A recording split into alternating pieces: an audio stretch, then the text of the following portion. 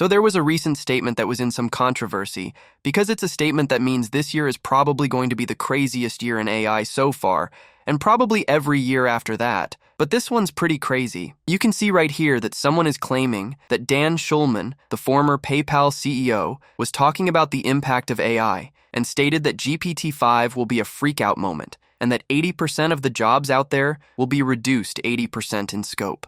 This is a pretty bold claim, with some pretty wide-reaching implications for the entire industry. Whilst the clip doesn't actually state that GPT-5 will be a freakout moment, what I'm guessing happened is that he stated that, and then this person started recording this. So take a listen to this. 5% of their work will go away. So think about that, that's gigantic. If you're already using Cody or Code Assist or Code Whisper with your developers right now, and probably many of you are, you're already seeing a 50. Now, whilst this honestly was quite a terrible clip and it wasn't that great, I think that this clip does have a lot of merit because I do think that if GPT-5 is even a fraction as people claim it to be, and when I say as people claim it to be, I'm currently regarding the current members of OpenAI, including Sam Altman and the VP of Product, because they're basically stating that GPT-4 is absolutely useless. For someone who admires GPT-4, and for someone who uses it over the other state-of-the-art models and uses it on a consistent basis, for someone to state that such an amazing tool is awful really means that our perception of what is great is going to be changed monumentally. Now, let's actually really analyze this clip. Okay, GPT-5 is going to be a freak-out moment, we've analyzed that, but 80% of the jobs out there will be reduced 80% in scope. Now, the thing you need to know is that not every job is related to AI, so this is a bit of an exaggeration, but this does probably impact the jobs that are on a computer. I'm guessing that this is referring to agents, which we will dive into later. Now, there was also another rumor that I'd love to discuss, and whilst this might just be a rumor, but I do think that this is pretty crazy. So there's a third-hand rumor going on that Sam Altman thinks GPT 4.5 will automate 100 million jobs globally.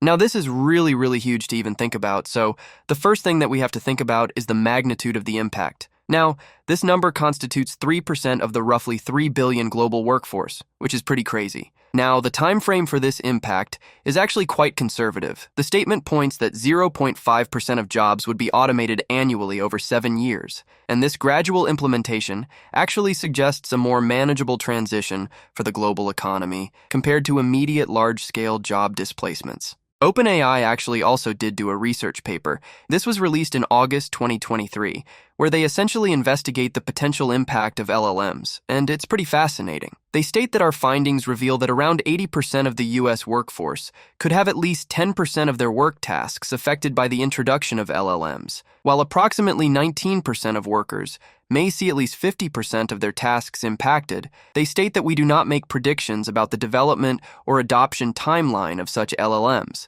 This spans all wage levels, with high-income jobs potentially facing greater exposure to LLM capabilities and LLM-powered software. You can see here that it says, we conclude that LLMs such as GPT exhibit traits of general-purpose technologies, indicating that they could have considerable economic, social, and policy implications, meaning that we are about to enter a paradigm where every single AI release could potentially impact the entire labor market in a way which requires different policies to be made, different social implications, and, of course, the labor market fundamentally changing.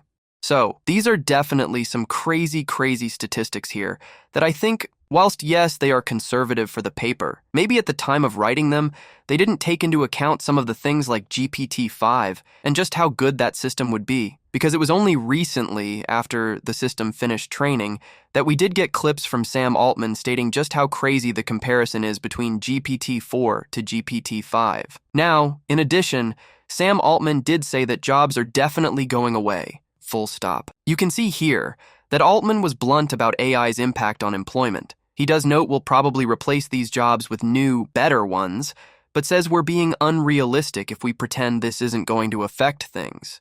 He says the probability is greater than ever that we'll see a massive impact on jobs in the next 2 to 3 years. So, 2025 and 2026, when GPT-5 and GPT-6 are here, that's when we're truly going to see massive changes in the labor market. So, of course, he tells what to do about it. He says it's time to stop ignoring AI's possible impact on employment. We're already concerned about AI's potential power, yet it's still very early. To date, AI models have largely been trained on text, and they are now quickly learning from other types of multimodal media like code, images, videos, audio, and more. This will very likely rapidly result in significantly more powerful and capable AI systems. So, overall, we do know that Sam Altman has said that jobs are definitely going to go away. Full stop. So it's important to understand that that takeaway is there. Now, if you're wondering how is this all going to change, you have to know that basically OpenAI has shifted their focus. OpenAI has shifted their battleground to software that operates on devices. Essentially, OpenAI are basically just trying to focus on agents.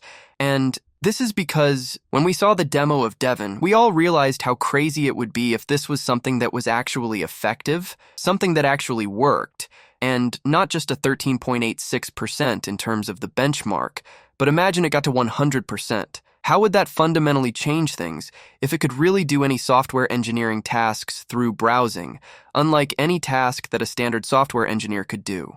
Now, the thing about agents is, I think GPT-5 release will be the most impactful release ever, and you don't have to take it from me. Take a look at this. It says OpenAI's plans for an agent that takes power over people's computers. It will require the user's permission to work, to operate in a personalized fashion and respond quickly the way Apple Siri does on the iPhone.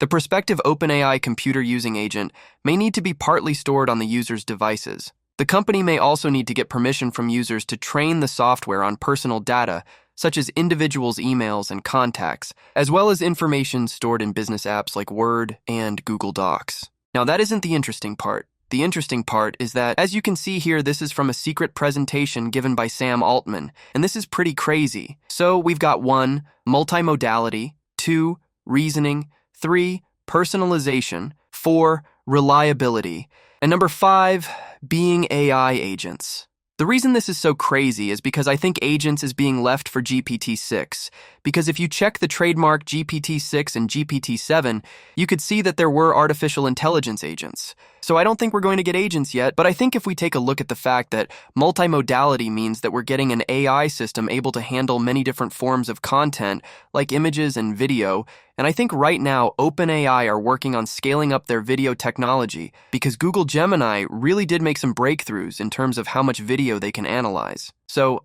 I'm guessing that they want their systems to be state-of-the-art, and that might be a bit of the reason for the delay. Then comes part 2, the reasoning. I think the reasoning capability is probably going to be the biggest thing because it means that these AI systems are going to be a lot smarter. And if these AI systems are a lot smarter, it means that they do have a lot of bigger applications because it then means that they're going to be in newer industries where they weren't before, which means that we're going to see more widespread adoption. Then comes personalization. Now, this is for the average person because you use it on a day-to-day basis. You want to have the AI system to know exactly what you do on a day-to-day basis, but I think the reliability and the reasoning are probably going to be 2 of the most important things because reliability is something that if you're working with a giant company at scale, you don't want your AI system to get a few figures wrong. You don't want it to recall an incorrect value because you can lose money, and of course you want it to be smart enough to be able to reason and of course correct itself and be able to be 100% accurate. So, this is it for today's video. See you again next week with another video.